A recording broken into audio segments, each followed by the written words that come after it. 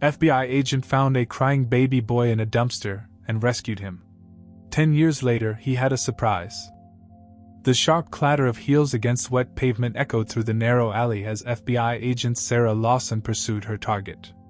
Rain pelted her face, but she didn't dare slow down. Ahead, a figure in black darted between the shadows, clutching what appeared to be a hard drive, evidence that could crack open the biggest corporate espionage case of her career. FBI! Stop where you are! She shouted, her voice barely carrying over the thunderous downpour. The suspect disappeared around a corner, and Sarah followed, her hand instinctively reaching for her weapon. But as she rounded the bend, she found herself in a dead end. The suspect was gone, likely having scaled one of the fire escapes that zigzagged up the brick walls on either side. Damn it! She muttered, holstering her weapon. Another lead gone. 3 months of surveillance, countless sleepless nights, all amounting to. A sound cut through the rain, so faint she almost missed it.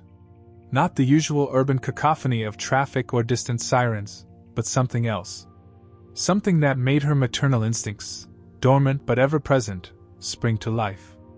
A baby's cry. Sarah turned slowly, her trained eyes scanning the alley. The sound came again, weaker this time, emanating from a dumpster pressed against the building's wall. Her heart rate quickened as she approached, praying she was wrong. But when she lifted the heavy metal lid, her worst fears were confirmed. Wrapped in nothing but a thin blue blanket, a baby boy, no more than a few months old, lay among the refuse. His face was red from crying, tiny fists balled up in protest against the cold and wet.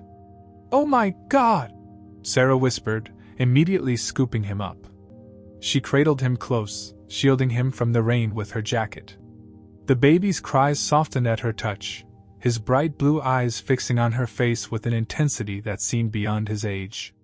Her target forgotten, Sarah radioed for backup. Within minutes, the alley was swarming with police and paramedics. The baby was examined, found to be healthy despite his ordeal, but what followed was even more puzzling. No missing person reports matched his description. No hospitals in the tri-state area had records of his birth. No surveillance footage showed who had left him there. It was as if he had materialized out of thin air. Days turned into weeks as Sarah found herself increasingly invested in the case. She visited the boy at the temporary foster home daily, watching as social services struggled to find any trace of his origins. Each dead end only deepened the mystery, and strengthened her growing attachment to him. "There's something else," Carmen Rodriguez, her contact at social services, told her one afternoon. "We ran his DNA through every database we have access to. Nothing. Not even partial matches to any known relatives." Sarah watched through the observation window as the baby played with a stuffed elephant, giggling at something only he could see. "That's impossible. Everyone has genetic markers that match somewhere." Carmen shrugged. "Well, this kid doesn't. It's like he was engineered in a lab or something." She laughed nervously, but Sarah didn't join in. Something about those words struck a chord, reminding her of rumors she'd heard about genetic experimentation in the tech sector. The same sector she'd been investigating when she found him. 3 months later, after mountains of paperwork and countless background checks, Sarah made the decision that would change her life forever. She named him Noah, after the biblical survivor of the flood, and became his mother. The years that followed were a whirlwind of joy and wonder. Noah proved to be extraordinary in ways that both delighted and occasionally unnerved her. By age 3, he was speaking in complete sentences and solving complex puzzles. By 5, he was reading at a high school level and had taught himself basic coding. By 8, he was fluent in 4 languages and could memorize entire books after a single reading. "He's gifted," his teachers would say, but Sarah saw something more in those intense blue eyes. Something that reminded her of the artificial intelligence programs she encountered in her cyberintelligence work, a deep, calculating intelligence that seemed to process the world in ones and zeros. Then came the morning that changed everything. Sarah was preparing breakfast, half listening to Noah humming to himself as he drew at the kitchen table, a common morning ritual. But when she glanced over his shoulder, Her coffee mug slipped from her fingers and shattered on the floor. Noah had covered his paper with intricate patterns and symbols, flowing together in a complex dance of mathematics and code. But it wasn't the complexity that made her blood run cold. It was the recognition. She had seen this pattern before, in a classified file that had haunted her for years. It was an encryption algorithm that had appeared 10 years ago in a series of high-profile cyber attacks that had targeted one company in particular, Langston Dynamics. The case had gone cold, but not before revealing glimpses of something darker: experiments in human enhancement, whispers of children being used as test subjects, and the name that kept appearing in redacted documents: Project Nexus. "Noah," she said carefully, trying to keep her voice steady, "where did you see this pattern?" He looked up at her, those eerily intelligent eyes reflecting confusion. "I didn't see it anywhere, Mom. It just appeared in my head. Like it was always there, waiting to come out." He tilted his head, studying her reaction. "Is something wrong?" Sarah forced a smile, even as her mind raced with implications. "No, sweetheart. Everything's fine." But she knew it wasn't. Because in that moment, she realized that finding Noah in that alley hadn't been a coincidence. It had been by design. And somewhere out there, Victor Langston, the billionaire CEO of Langston Dynamics, had just received an alert that his lost property had finally surfaced. Sarah's fingers flew across her keyboard in the dim light of her home office, the clock on her desk showing 2:47 a.m. She'd called in sick to work, something she'd never done in her 15 years with the FBI. But this couldn't wait. Noah's drawing had unlocked something in her mind, connections she should have made years ago. The encryption pattern he'd drawn matched not just any algorithm, but one that had appeared during a series of attacks that had nearly brought down the global financial system. The attacks had targeted major banks, defense contractors, and most notably, Langston Dynamics itself. At the time, it had seemed like Langston was a victim. Now she wasn't so sure. She glanced at the scan of Noah's drawing on her screen, then initiated the FBI's advanced decryption software. It was against protocol to run this from home, but she couldn't risk doing this at the office. Not yet. Not until she knew what she was dealing with. The program began its analysis, and Sarah leaned back, rubbing her tired eyes. That's when she heard it, a soft whimper from down the hall. She found Noah tangled in his sheets, his forehead beaded with sweat. "No," he mumbled. "The numbers, they're too loud." "Noah, wake up." Sarah gently shook his shoulder. "You're having a nightmare." His eyes snapped open, but they were different somehow, pupils dilated, irises seeming to pulse with an inner light. 79316. He recited in a voice that wasn't quite his own. "Protocol initiated. Sunrise sequence activated." "Noah?" Sarah's heart raced. "What are you talking about?" He blinked, and his eyes returned to normal. "Mom?" He looked around, confused. I was in a white room. There were men in suits, and they were showing me pictures, numbers, and there was this voice." He shuddered. "It kept whispering things I couldn't understand." Sarah pulled him close, feeling his rapid heartbeat. "It was just a dream, sweetheart." But they both knew it wasn't. Because at that exact moment, every electronic device in their house suddenly came to life. TVs flickered with static, phones buzzed with phantom messages, and from her office, Sarah heard her computer emit a high-pitched whine. She ran to check it, Noah close behind. The decryption software had triggered something, a hidden protocol buried deep in the FBI's systems. As she watched in horror, her screen filled with cascading lines of code, and then, one by one, her files began to delete themselves. "Mom?" Noah's voice trembled. "What's happening?" Before she could answer, a new window popped up on her screen. A message typed in stark white against black. "You should not have done that. Stop looking. Or you both disappear." The screen went black, and every device in the house died simultaneously, plunging them into darkness.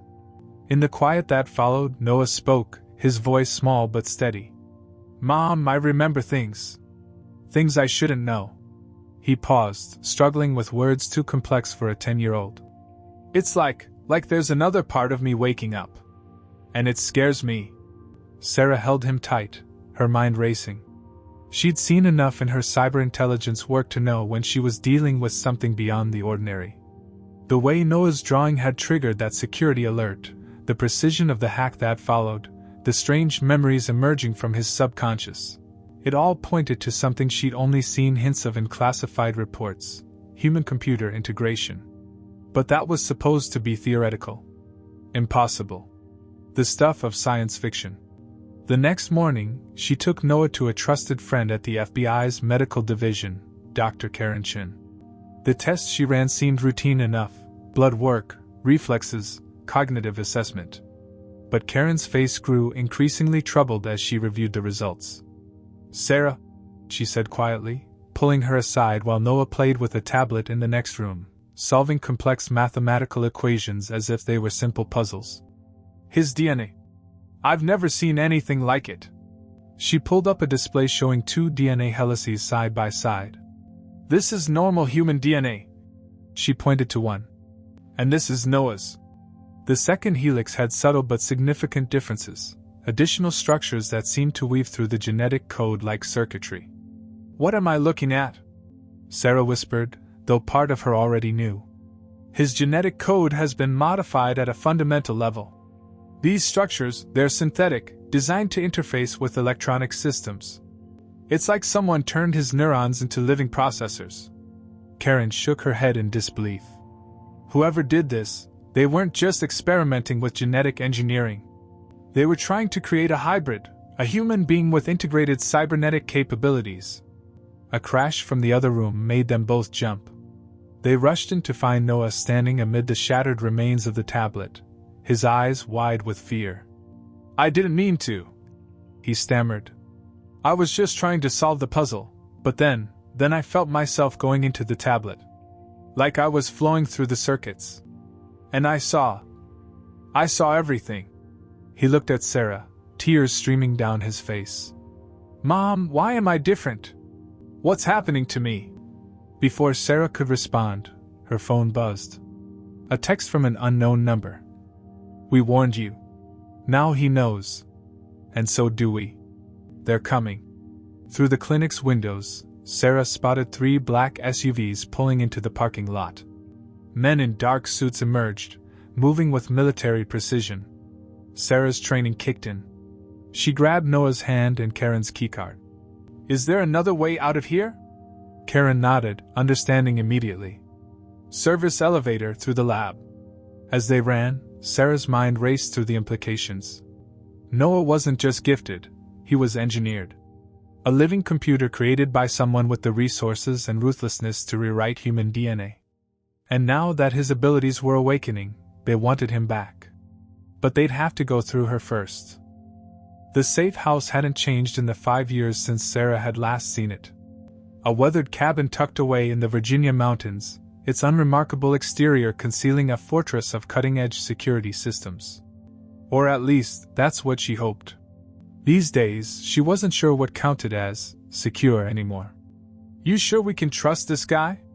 Noah asked from the passenger seat as they pulled up the gravel driveway.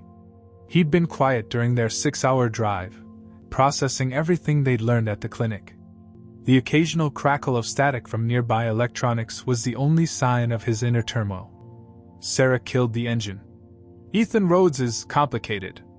But he's the best hacker I've ever known, and more importantly, he hates Victor Langston as much as anyone." As if on cue, the cabin's front door opened. Ethan Rhodes stood in the doorway, looking more weathered than Sarah remembered. His once neat appearance had given way to a scraggly beard and worn clothes, but his eyes were as sharp as ever. "You look terrible," Sarah said as they approached. "And you look like someone who's in way over her head." His gaze shifted to Noah. "This him?" Noah met his stare with uncanny steadiness. "You were involved in the 2019 Langston Dynamics leak. You exposed their illegal AI testing protocols, but they buried the story and discredited you." Ethan's eyebrows shot up. "Kid shouldn't know that. That information was wiped from every database on Earth."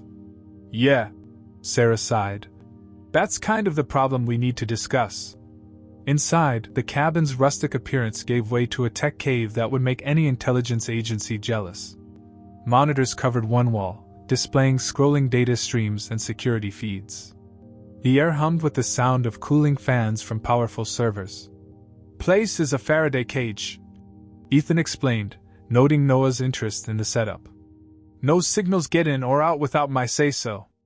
Also, he pulled out what looked like a sophisticated medical scanner.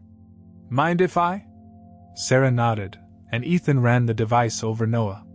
It emitted a series of beeps before displaying a complex readout. Jesus, Ethan whispered. They actually did it. The bastards actually did it. Did what? Noah asked, though his expression suggested he already knew. Ethan set down the scanner. Project Nexus. It was supposed to be Langston's magnum opus. Not just artificial intelligence, but something entirely new, a fusion of human consciousness and quantum computing. He looked at Sarah. That's what I was really investigating when they came after me.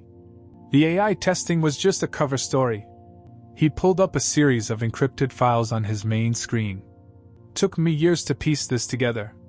Langston had been buying up failed genetic research facilities, collecting data on human brain development.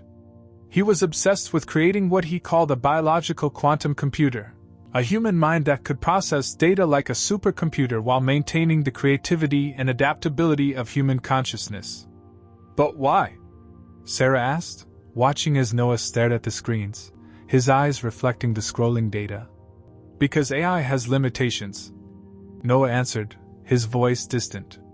It can process information faster than any human, but it's bound by its programming. It can't truly create, can't make intuitive leaps. He blinked, seeming to return to himself. That's what they wanted, isn't it? Someone who could think like both a human and a computer. Ethan nodded grimly. They started with adults, volunteers, they claimed. But adult brains weren't plastic enough to accept the modifications. So they moved on to children, then infants, encoding quantum processing capabilities directly into their DNA. He paused. There were 12 subjects initially. 11 died within months.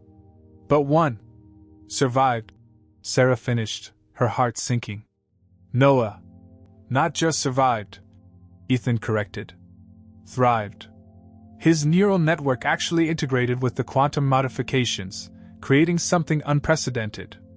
But then, 3 months before the project was scheduled to complete its final phase, there was an accident. A massive system failure. In the chaos, one of the scientists, they never discovered who, took Noah and disappeared. And left me where Sarah would find me, Noah said quietly. They knew she was investigating Langston.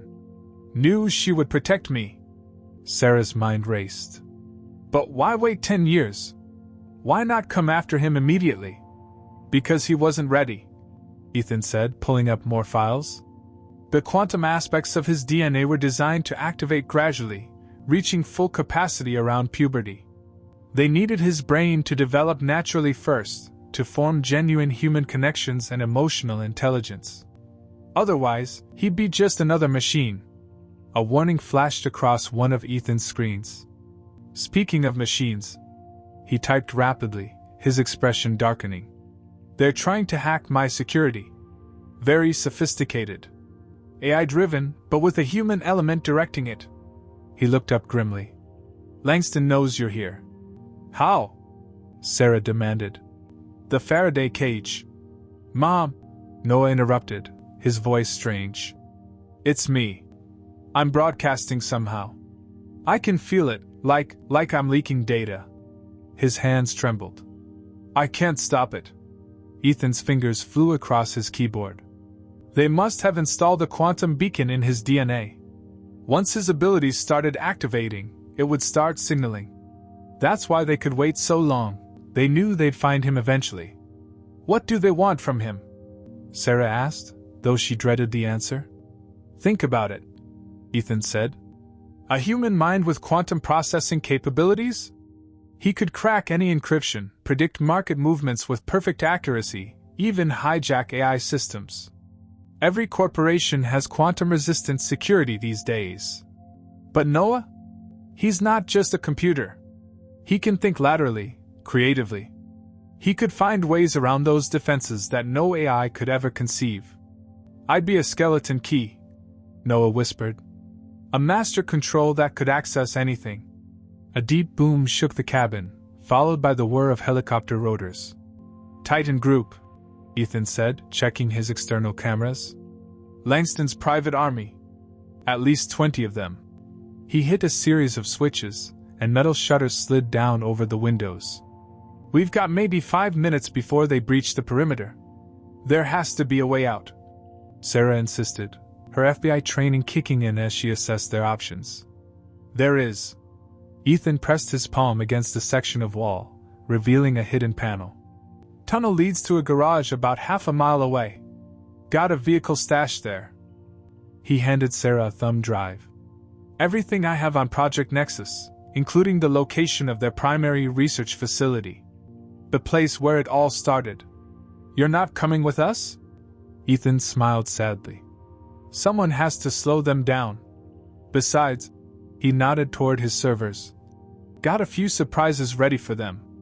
Now go. Find out what really happened at that facility. His expression hardened. And Sarah? Whatever you do, don't let them get him. Because if Langston manages to complete what he started. Another explosion rocked the cabin. I know, Sarah said, grabbing Noah's hand. The world won't be ready for what comes next. As they disappeared into the tunnel, Noah looked back one last time. Thank you, he said to Ethan. For helping us understand. Ethan nodded. Just remember, kid. Whatever they put in your DNA, whatever abilities you have, they don't define you. You're not their code. You're not their weapon. Then what am I? That's what you get to decide. The tunnel entrance sealed behind them as the sound of breaching charges echoed through the cabin. Ethan turned to his computers, cracking his knuckles. All right, Langston, he muttered. Let's see how your Titan group handles a few black IC protocols I've been saving for a rainy day. The old Jeep Cherokee's engine roared as Sarah took another hairpin turn too fast, making Noah grip his seat tighter. They'd been driving for hours, taking back roads and switching vehicles twice since leaving Ethan's cabin. The thumb drive he'd given them felt like it was burning a hole in Sarah's pocket. How's your head? She asked, glancing at Noah. His episodes were getting worse, moments where he'd zone out, his eyes flickering as if reading invisible data streams. Like there's too much. He winced. Too much information trying to get in. Numbers, codes, protocols. He pressed his palms against his temples. Mom, I think I'm starting to understand what I am, what I can do. But it hurts. Sarah's response was cut short by the sudden whoop of police sirens. Red and blue lights filled her rearview mirror. Local sheriff? Noah asked hopefully. Sarah checked the approaching vehicle's profile. No. Those are FBI lights. We've been flagged. She pressed the accelerator harder, but the cruiser gained on them. Langston must have pulled strings, put us on a terrorist watch list or something. Noah's eyes suddenly went wide. Mom, stop the car. What? We can't. Stop! Sarah slammed the brakes. Less than a second later, a massive logging truck roared through the intersection they'd been about to enter. It would have torn their vehicle in half. How did you? Sarah started. I saw it, Noah said, his voice shaking. Not with my eyes, but through the truck's sensor systems. Its GPS, its proximity warnings. I could feel them all, like they were part of me. His nose began to bleed. Everything's connected, Mom. And I can see it all. The FBI cruiser was closing in. Sarah made a hard right onto a Forest Service road, buying them precious seconds. The thumb drive, Noah said suddenly. Let me see it. Sarah hesitated for only a moment before passing it to him. Noah held it in his trembling hands, and his eyes took on that now familiar distant look. The drive's LED began to flicker erratically. It's encrypted, he said, but I can read it. Like reading between the lines of a book. His expression changed to one of surprise. Mom, there's coordinates here, buried in the code.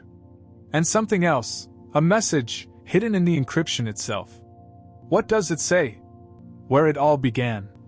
Where the first code was written. Noah's eyes refocused. I know where we need to go. There's an old Langston facility in the Berkshires. That's where they made me.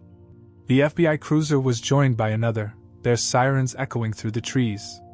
Sarah checked their fuel gauge, less than a quarter tank. They couldn't keep running forever. Then Noah screamed. It wasn't a scream of pain or fear, but something else, a sound that made every electronic device in the car go haywire.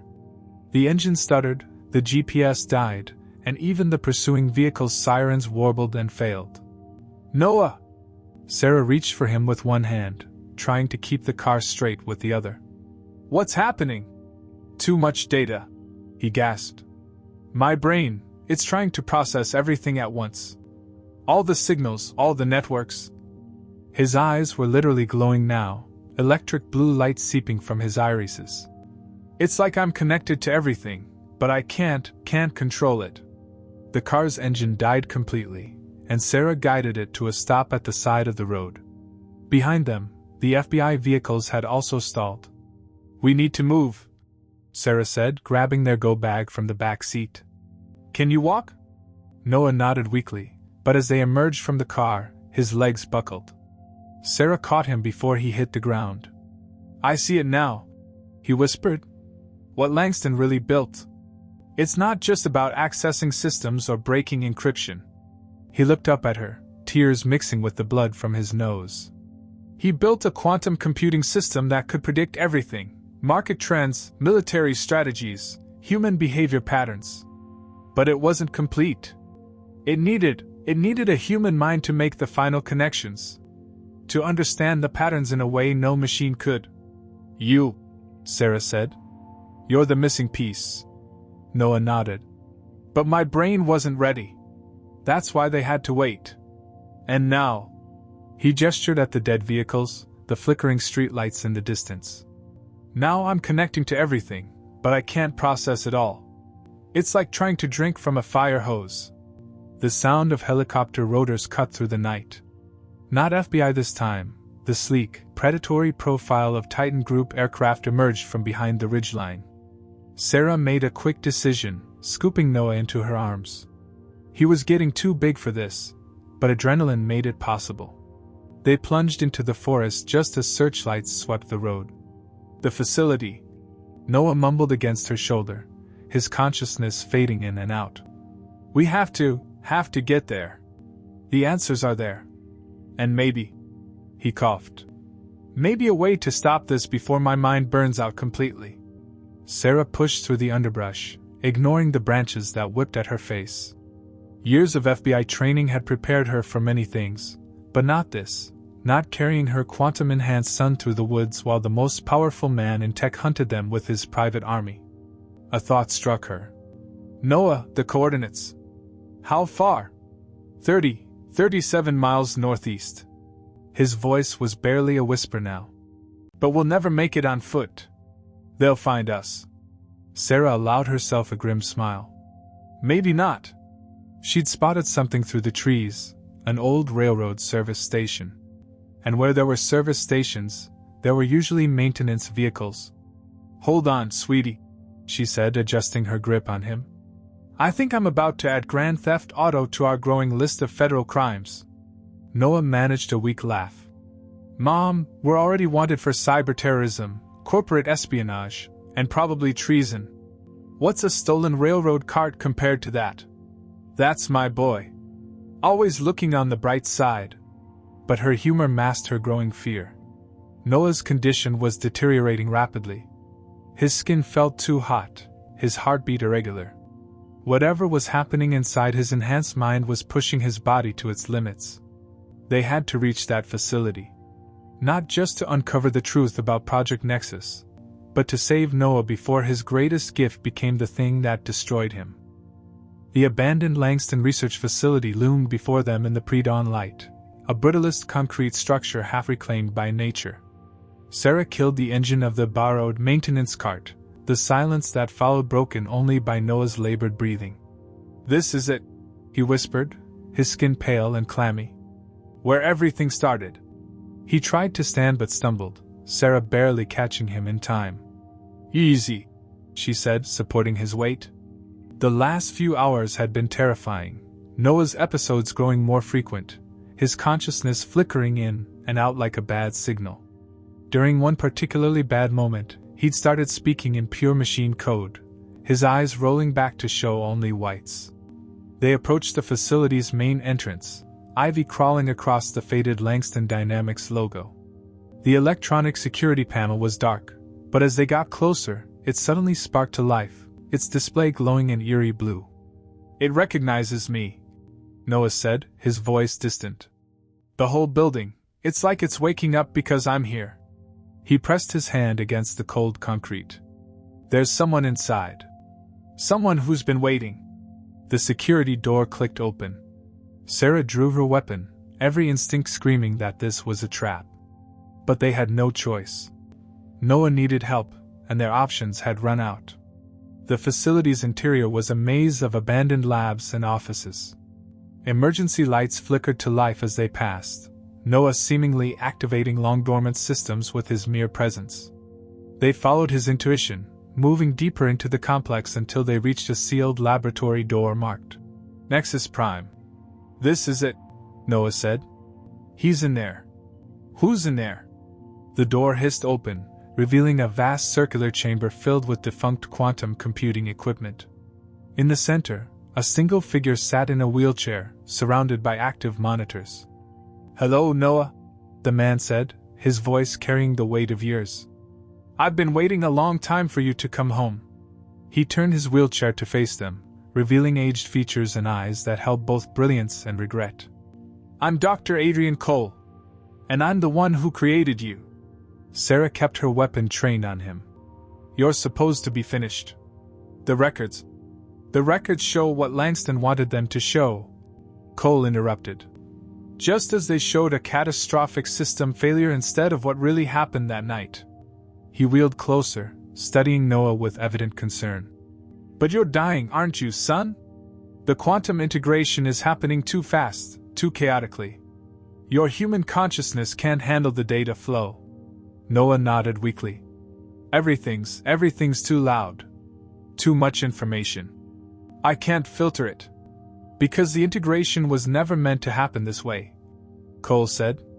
"Langston rushed the process, pushed for results before we fully understood what we were creating." His expression darkened. "We thought we were advancing human evolution, creating a bridge between organic and quantum computing. But Langston, he just wanted a weapon. A means to control the digital world absolutely." "You helped him," Sarah accused. "Yes," Cole admitted. "And when I realized what he truly intended, I tried to stop him. That's when I discovered his real plan." He gestured to the dormant quantum computers surrounding them. "This facility wasn't just a research center. It was meant to be a control hub, with Noah as its core. A human quantum processor capable of predicting and manipulating global events. Markets, elections, conflicts, all guided by an intelligence that could process data like a computer but think like a human. But something went wrong," Noah said, his eyes fixed on a large cylindrical chamber in the center of the room. Cole nodded. "The night of the accident, I discovered that Langston planned to force the final integration phase, a process that would have destroyed your humanity, leaving only the quantum processor behind. So I took you, hid you where I knew you'd be found by someone who would protect you." He looked at Sarah. "Someone who would give you the one thing the project never accounted for, love." "Why now?" Sarah demanded. "Why let him suffer through this activation?" "Because I couldn't stop it completely," Cole said. "The quantum aspects of his DNA were designed to activate during puberty.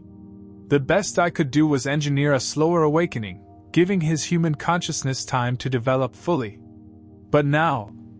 He wheeled to a bank of monitors, typing rapidly. "Now we're out of time. Langston is coming, and he'll force the final integration, destroying everything that makes Noah human. There has to be a way to stop it, Sarah insisted. There is. Cole's fingers flew across the keyboard. A kill switch, hidden in Noah's quantum coding. It would shut down the quantum aspects permanently, protect him from Langston. But... He hesitated. But what? But it would erase everything. Noah finished, understanding dawning in his glowing eyes. All my memories, everything that makes me, me. I'd be like a newborn, wouldn't I? Cole nodded sadly.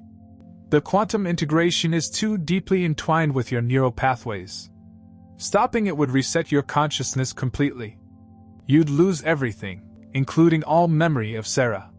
Sarah felt her heart crack. There has to be another way. Mom, Noah said softly, taking her hand. It's okay. I understand now. This is what it was always leading to, a choice between being Langston's weapon or starting over. The facility's lights suddenly flared red, alarms blaring. They're here, Cole announced, checking his monitors. Titan group, breaching the outer defenses. We have minutes at most. Do it, Noah said firmly, even as tears streaked his face. Better to forget everything than let them use me to hurt people. Noah, please, Sarah begged, her voice breaking. We can find another way. He hugged her fiercely. You found me in that alley, gave me a life filled with love. Even if I forget, that love made me who I am. It'll still be part of me, somewhere deep down. The sound of explosions echoed through the facility. Choose now, Cole urged. Once Langston gets here. A massive blast rocked the chamber, throwing them all to the ground. Through the smoke, armored figures emerged, led by a tall man in an immaculate suit. Victor Langston had arrived to claim his prize. My greatest achievement, Langston said, stepping through the smoke. His voice was smooth, cultured, betraying no hint of the ruthlessness behind it. The perfect fusion of human creativity and quantum processing. And you, he fixed Cole with a cold stare. Tried to keep him from his destiny. Sarah moved to shield Noah, but Titan Group soldiers already had their weapons trained on them. One wrong move would end everything. It was never about destiny. Cole spat. You wanted a weapon, a tool to control the world's digital infrastructure. You didn't care how many children died in the process. Langston straightened his already perfect tie. Progress requires sacrifice. And look at the result. He gestured to Noah, whose eyes still flickered with quantum energy. A human being who can interface directly with any system, predict market movements with perfect accuracy, and bypass any security protocol ever created. The ultimate key to the digital age. He's a child, Sarah growled. Not your property. He's both, actually. Langston produced a tablet, showing official-looking documents. Project Nexus was funded entirely by Langston Dynamics. Everything it produced, including your son, legally belongs to me. No. He turned to Noah, his voice softening to an almost paternal tone. It's time to complete what we started. To fulfill your true purpose. Noah stood straighter, despite his trembling legs. You mean strip away my humanity? Turn me into a living processor? I mean free you from the limitations of human consciousness. Langston corrected. You're dying, Noah. Your human brain can't handle the quantum integration. But we can fix that. We can make you something greater than human. You mean something less? Cole interrupted. The final integration would erase everything that makes him Noah, his memories, his emotions, his capacity for love. He'd be nothing but a biological quantum computer, processing data without understanding its meaning. Langston's facade of benevolence cracked slightly. Sometimes we must sacrifice the individual for the greater good. With Noah's abilities fully realized, we could predict and prevent economic crashes, stop wars before they begin, guide humanity toward a perfect future. A future controlled by you, Sarah said. By someone who understands the responsibility of power, Langston countered. He nodded to his men, who moved to secure the quantum chamber. Now, shall we begin? Or should I have my men demonstrate what happens to those who interfere with progress? Noah stepped forward, his movement causing several monitors to flicker wildly. You talk about progress, about the greater good. But I can see what you really want. His voice took on an otherworldly quality, harmonizing with the hum of the quantum computers around them. I can access your private servers, your hidden files. I can see the algorithms you've prepared, the markets you plan to manipulate, the democracies you intend to subvert. Then you understand the necessity. I understand that you're afraid. Noah cut him off. Afraid because quantum computers are becoming more powerful, AI more independent. Soon they'll be beyond your control. You need me because I can think like both a human and a machine. I can keep you relevant in a world that's evolving past people like you. Langston's composed expression finally cracked. You're a child playing with forces you can't comprehend. The integration will happen, with or without your cooperation. No, Noah said simply. It won't. Before anyone could react, Noah's eyes blazed with brilliant blue light. Every screen in the facility lit up simultaneously, displaying cascading streams of code. What are you doing? Langston demanded as his tablet began to spark. What I was designed to do, Noah answered, his voice overlaying with digital harmonics. Processing data, making connections, finding patterns. And I found something interesting in your systems, a failsafe. A self-destruct protocol buried so deep even you forgot about it. Cole's eyes widened. The quantum dead man switch. But activating it would destroy everything. Noah finished. Every quantum server, every backup, every piece of Project Nexus research. Including the quantum aspects of my own code. You'll die! Langston shouted, real fear in his voice now. No, Noah smiled sadly. But I'll forget. Everything I am, everything I've learned, it'll all be gone. A clean slate. He turned to Sarah, tears streaming down his face. Mom, I'm sorry. I love you. Even if I forget that, it'll still be true. Noah, wait. Sarah started forward, but it was too late. Noah raised his hands, and pure quantum energy coursed through him into every system in the facility. Screens exploded in cascades of sparks, servers melted down, and the quantum chamber itself began to overload. No! Langston lunged for his tablet, trying desperately to abort the process. Do you realize what you're destroying? The power you're throwing away? I'm choosing, Noah said simply. Like Dr. Cole said, choosing to be human instead of a weapon. And humans can always choose differently than their programming tells them to. The quantum chamber reached critical overload, bathing the room in blinding light. Sarah ran to Noah, catching him as he collapsed. Get them out! Cole shouted over the chaos. The whole system's going into quantum cascade.